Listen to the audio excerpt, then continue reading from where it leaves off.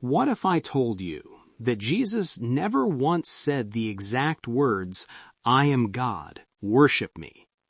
Shocking, right? Skeptics use this argument all the time. Muslims repeat it. Atheists rely on it. Even some Christians quietly struggle with it. So here's the real question. If Jesus truly claimed to be God, why didn't he just say it plainly? Or did he? Stay with me, because by the end of this video, you'll realize Jesus didn't just claim to be God. He did something far more dangerous. The skeptic's argument. Critics say Jesus was a great teacher, a moral reformer, a prophet, but not God. They argue, if Jesus were God, he would have said it clearly, not in riddles, metaphors, or parables. Sounds reasonable. But here's the problem. That argument assumes Jesus was speaking to modern Western audiences. He wasn't. Jesus was speaking to first-century Jews, people who knew the scriptures inside and out, and for whom claiming to be God was the ultimate blasphemy. So Jesus didn't speak plainly. He spoke dangerously. Why Jesus never said, "I am God," directly?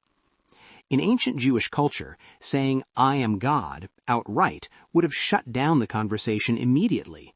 Instead, Jesus did something smarter and more explosive. He used God's own titles. He claimed God's authority. He accepted worship, and he forgave sins, something only God could do. And the religious leaders, they understood exactly what he was doing. That's why they tried to kill him. The moment that almost got him stoned. Let's go to John 8:58. Jesus says, "Before Abraham was, I am." That's not bad grammar. That's theology. I am is the sacred name of God revealed to Moses in Exodus 3:14. And how did the crowd respond? They picked up stones. Why? Because Jesus didn't just say he existed before Abraham. He claimed the divine name of Yahweh. That wasn't metaphor. That wasn't poetry. That was a direct claim to deity. But here's where it gets even more unsettling.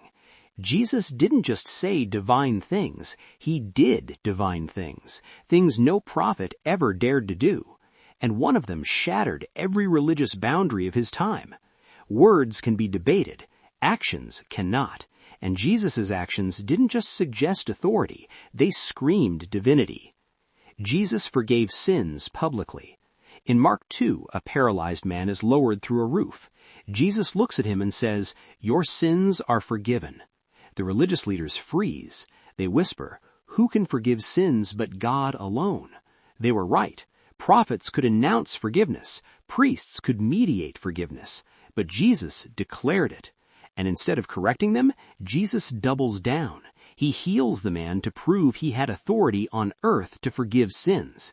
That wasn't symbolic. That was a claim only God could make. Jesus accepted worship. Angels reject worship. Prophets reject worship. Apostles reject worship. Jesus never did. People fell at his feet. They called him Lord. They worshiped him. And Jesus accepted it. If he wasn't God, this would be idolatry.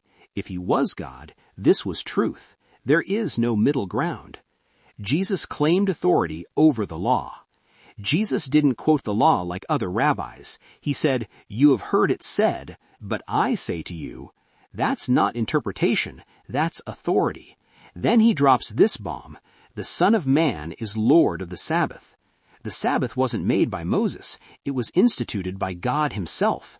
Claiming lordship over it was claiming equality with God. The trial that revealed everything. At Jesus' trial, the high priest asks directly, "Are you the Son of the Blessed One?" Jesus answers, "You will see the Son of Man seated at the right hand of power and coming with the clouds of heaven." That's a direct reference to Daniel 7, a divine figure receiving eternal worship. The high priest tears his clothes and shouts, "Blasphemy!" Why? Because Jesus just claimed to be the eternal divine ruler. But here's the final piece, the one that makes everything unavoidable. Jesus didn't just claim divinity, he proved it in a way no imposter could fake. And we'll confront the resurrection and the question that still echoes today.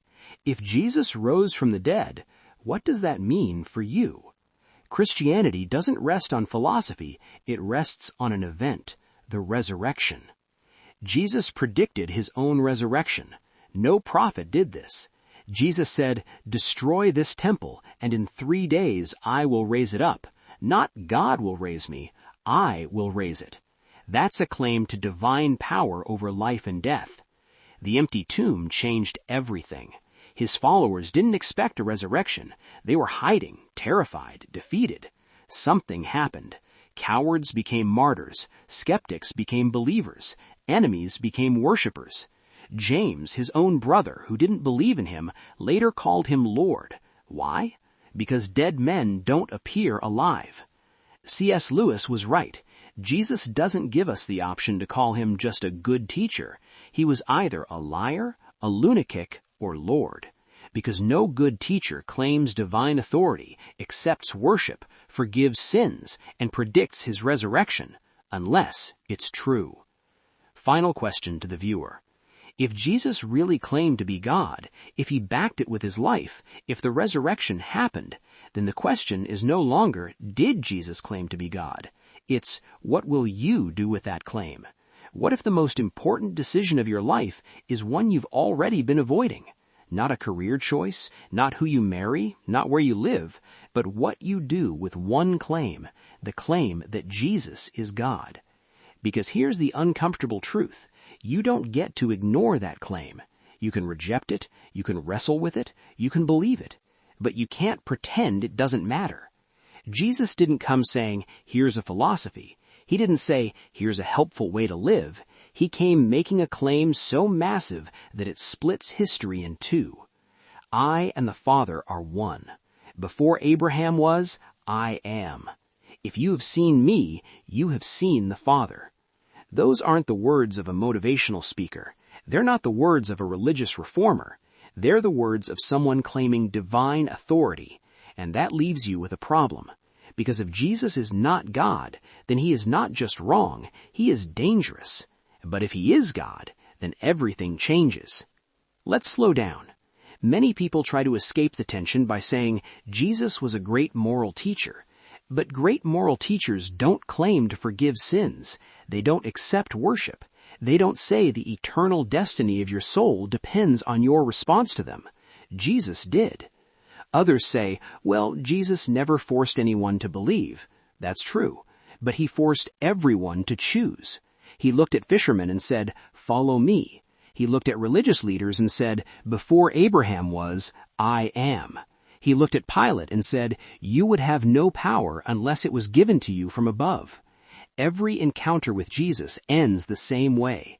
You walk away changed, or you walk away offended. There is no neutral ground.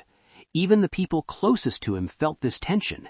His own family thought he was out of his mind. The religious elite accused him of blasphemy. The crowds followed him until his words became too heavy to carry. And then there's the cross.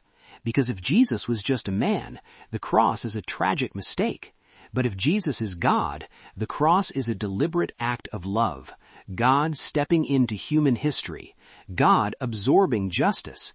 God taking responsibility for sin he didn't commit to rescue people who couldn't save themselves. And then comes the resurrection. Because the resurrection is not just a miracle, it's a receipt. It's God saying, this claim is true. This sacrifice is accepted. This authority is real.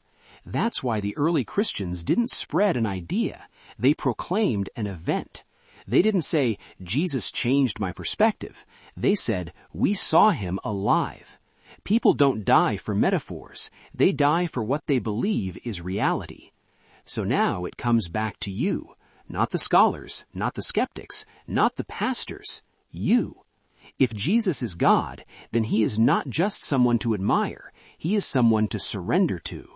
If Jesus is God, then your life is not your own. Your time, your body, your future, your identity.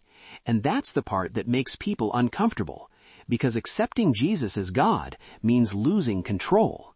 But rejecting him doesn't make the claim disappear.